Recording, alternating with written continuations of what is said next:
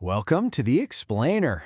Okay, let's talk about that life insurance you get through work. You know the one, that line item on your benefit statement? Well, today we're going to break down what it is and, more importantly, how it actually works. And yeah, it's a question a lot of us have, right? You see it there in the benefits package, but it can feel like this mysterious black box. So you know what? Let's pry that box open and really see what's going on inside. Okay, so here's the game plan. First, what even is group insurance? Then we'll compare it to individual plans, figure out who actually owns the policy, see how it's paid for, and wrap up with who can get in on it. All right, first things first. What exactly is group insurance? Let's zoom out and get the big picture. Okay, so this is the absolute core concept. We're not talking about one policy for one person. Instead, it's one single contract that covers a whole bunch of people. And trust me, that one simple difference, it's the key to understanding everything else we're going to talk about.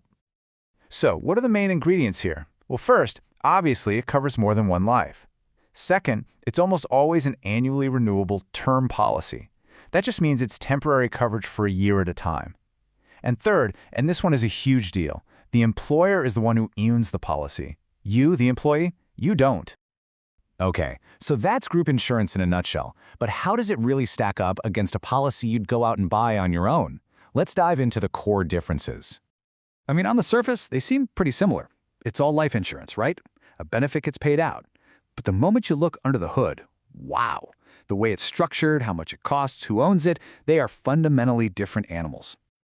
This table lays it all out perfectly. Let's start with underwriting. That's just a fancy word for how the insurance company checks you out.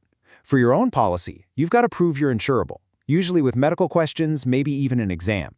But with group insurance, they look at the group as a whole, not you as an individual. That's a game changer. Then there's ownership. We've touched on this, but it's crucial. The employer owns the master policy. With an individual plan, you own it, period. Policy type? Group is always temporary. It's that annual term thing. Individual policies, they can be temporary or permanent. And all of this leads to the bottom line, cost. Group insurance is almost always way cheaper, simply because all those admin costs and the overall risk are spread out over everybody in the group. Okay, let's nail this down. If you don't own the policy, then what in the world do you actually have? This is so important for understanding your rights and exactly what you're covered for. And I absolutely love this analogy. It just makes so much sense. Think of it like this. Your employer has the master key that opens every door in the apartment building. That's the entire insurance plan. You get the key to your own apartment. It proves you live there and lets you in, but it doesn't give you control over the whole building. In that master key, it has an official name. It's called the master policy.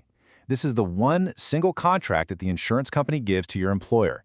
It makes them the official policy owner, giving them the control. So, if there's one thing to really get from this part, it's this. You don't get a policy. What you get is a certificate of insurance. That's your proof that you are covered under the big plan. It'll spell out your benefits, but at the end of the day, you are a certificate holder, not a policy owner. Huge difference. All right, let's talk about the money. Who's footing the bill here? Well, there are basically two ways these plans get paid for. And the two models are really straightforward. First, you've got non-contributory. That's a fancy way of saying your employer pays for 100% of it. It's a pure perk for you. The other option is contributory, and that's where you chip in. The cost is shared, and your part usually just comes right out of your paycheck. But, there's always a catch. If the employer is paying for the whole thing, the insurance company has a non-negotiable rule. Every single eligible employee has to be in the plan, 100%. Why? Well, it's to avoid something called adverse selection. Just think about it. If it were optional, who would be the first to sign up? Probably the people who need it the most, right? So to keep the group balanced with a good mix of risk, the insurer just says, nope, everybody's in. That's what makes the math work for them. Now, if you have to contribute, if you're paying part of the premium, the insurer eases up a little. They still need a lot of people to join to spread out the risk, so they can't have just a few people sign up. The typical rule is that at least 75% of eligible employees have to opt in. Okay, we're on to our last section. Who's actually eligible to join? First, what kind of groups can even offer this stuff? And second, what do you, as an employee, have to do to get covered? Okay, this is the number one most important rule for the group itself. The group has to exist for some other natural purpose. A business exists to make widgets. A labor union exists to represent its workers. The insurance has to be an incidental benefit, not the reason the group was formed. So yeah, you can't just get a bunch of your buddies together and create the "We Want Cheap Insurance Club." It doesn't work like that. And as you can see, this opens the door for a lot of different types of organizations. It's not just the classic single-employer setup. We're talking labor unions, trade associations, even fraternal organizations or credit unions can offer group insurance to their members, as long as it's an added perk.